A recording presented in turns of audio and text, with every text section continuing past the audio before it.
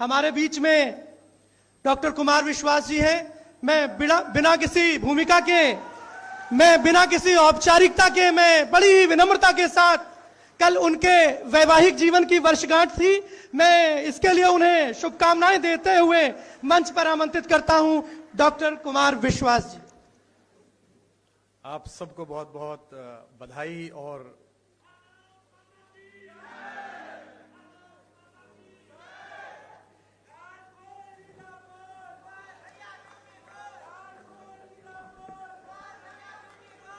बहुत धन्यवाद। काफी बहुत धन्यवाद आपका। समय की सीमा है। मैं इस समारोह में मैं अपनी उपादेयता समझता हूं।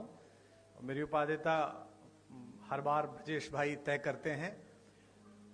2017 से वो मेरा इसी प्रकार से आर्थिक और भावात्मक शोषण जो कर रहे हैं उसके लिए मैं उनका आभारी हूं। एक आध बार तो मैंने प्रयास किया कि मैं यहां से बच जाऊं महाराज जी। मुझे लगा कहीं जहां दूसरी जगह ठीक ठाक सामान हो वहां जाऊं, तो उसमें फिर जब इनकी नहीं चलती तो ये महाराज जी का नाम ले देते कि महाराज जी आएंगे, देख लीजिए आप। तो फिर मुझे लगता है कि महाराज जी का शासन है, सम्मान से बुला रहे हैं चले जाओ, वरना सम्मान से भी बुला ही सकते हैं।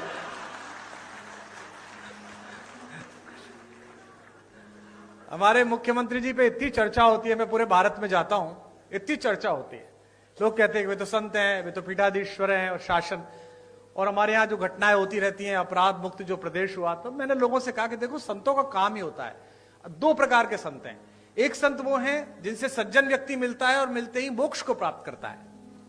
एक हमारे महाराज जी हैं, दुष्ट व्यक्ति दिखता है, मिलता है और फिर मोक्ष को प्राप्त करता है। दोनों प्रकार से साधन संपन्न है।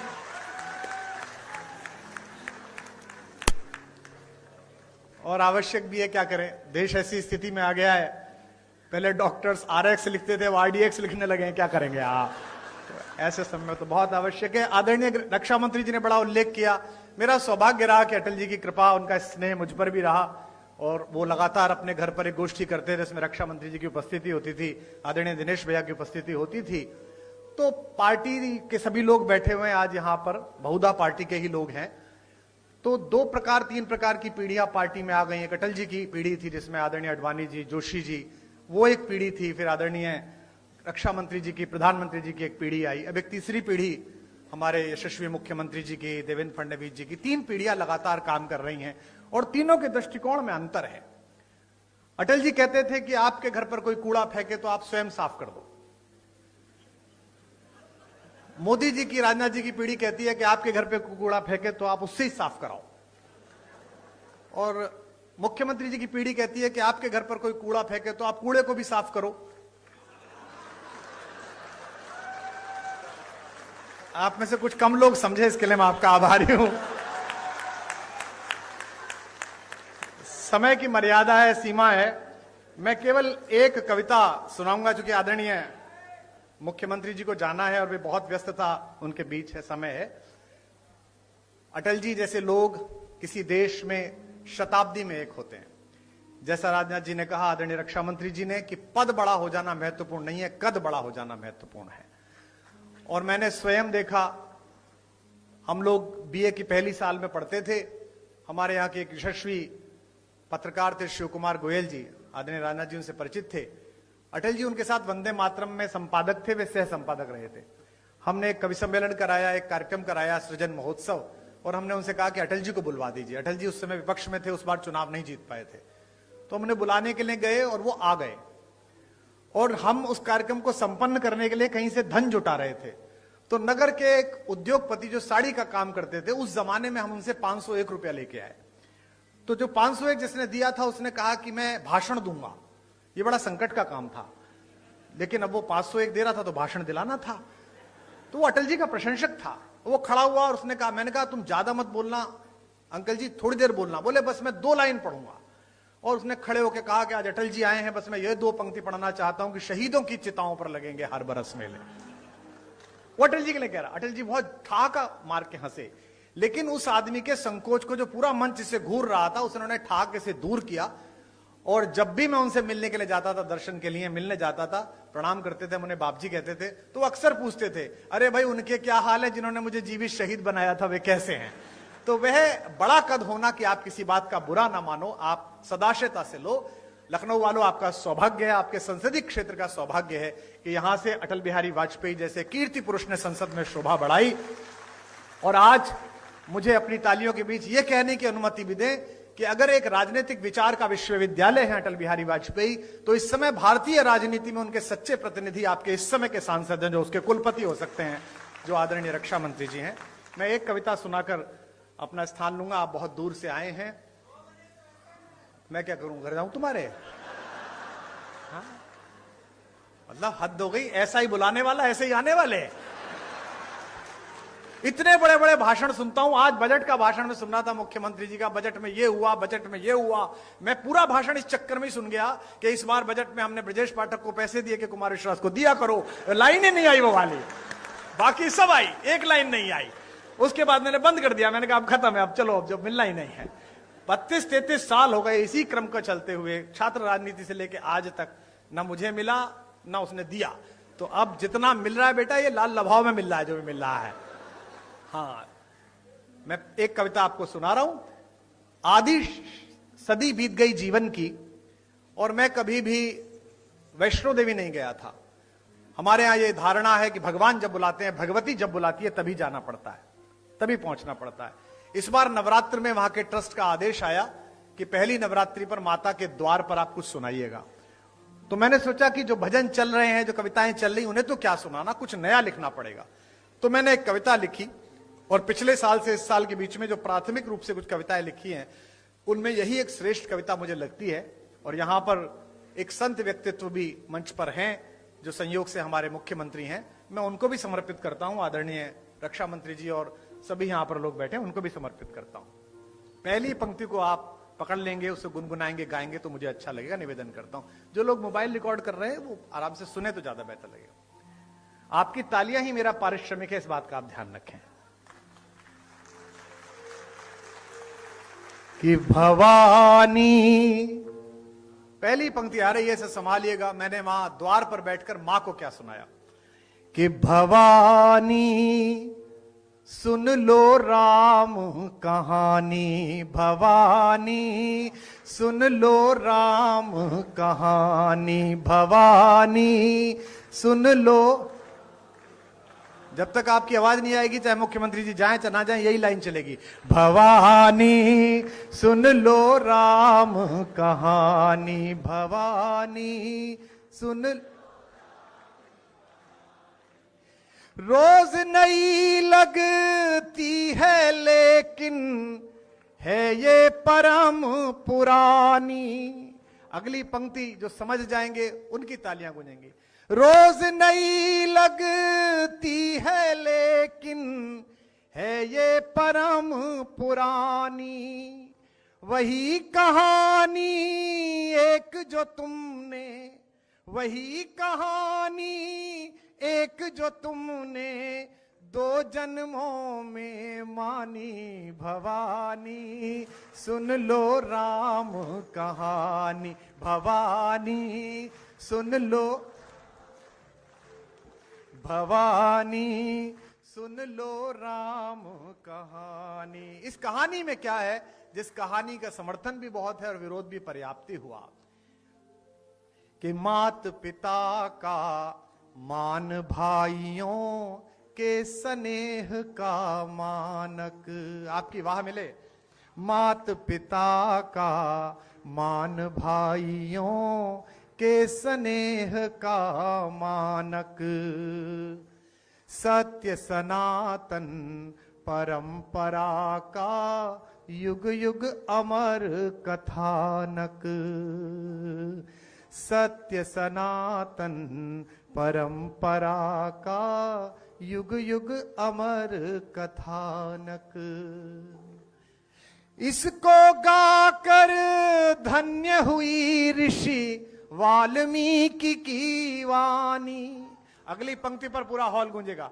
इसको गाकर धन्य हुई ऋषि वाल्मीकि की वाणी।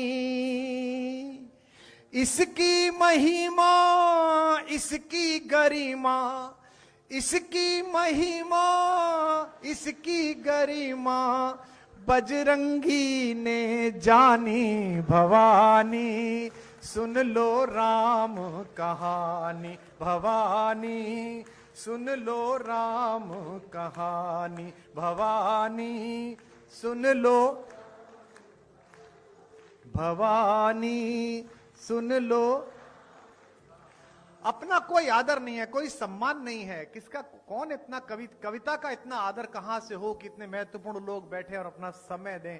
हम जिसे गा रहे हैं उसका नाम बहुत बड़ा है। पंक्ति पढ़ रहा हूं और पहली पंक्ति पर जो कवि यहां बैठे हैं, साहित्यकार बैठे हैं, उनका स्नेह मिले और भारतीय जनता पार्टी के लोग कितने भी गर्वित हो जाएं कि इतने राज्यों में सरकार है, केंद्र में 3 बार आ गई कि 4थी बार आएगी। हम तो ये मानते हैं कि जैसी भी पार्टी है, जो भी है, कवि के द्वारा चलाई गई है, कवि के परिश्रम से, उसके शब्दों से चली है। कि तुलसी तुलसी से, तुलसी तुलसी से पावन हो गए कथा यह गाकर, तुलसी तुलसी से पावन हो गए कथा यह गाकर, भाग्य बली हैं फिर भी खुद को कहें राम का चाकर, भाग्य बली हैं फिर भी खुद को कहें राम का चाकर। एक पंक्ति खास तौर पर सुन लीजिएगा, भाग्य बली हैं फिर भी खुद को कहें राम का चाकर। जब तक सब नहीं बजाओगे यही चल रही है, भाग्य बली हैं फिर भी खुद को कहे राम का चाकर। यह कोरी कल्पना नहीं है आगम निगम बखानी, यह कोरी कल्पना नहीं है आगम निगम बख। लखनऊ में हाई कोर्ट की एक ब्रांच है। यह देश अद्भुत है।